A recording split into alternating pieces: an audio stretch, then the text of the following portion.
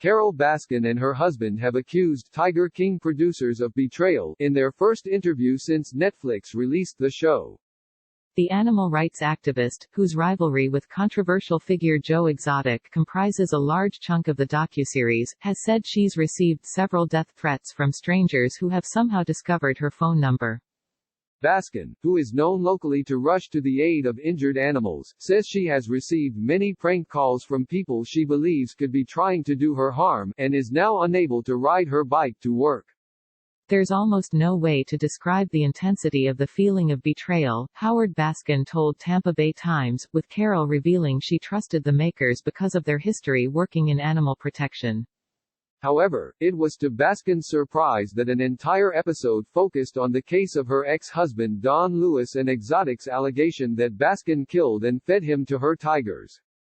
The theory has become to center of Twitter jokes and memes, which Baskin said concerns her. Viewers saw those cubs being dragged away from their mother. Where are those memes? Where are those comments? Tiger King co-producer Eric Goode responded to Baskin's earlier criticism by telling Los Angeles Times, Carole talked about her personal life, her childhood, abuse from her first and second husband, the disappearance of her ex, Don Lewis. She certainly wasn't coerced. Baskin claims she thought the details she provided were going to be used for background context only.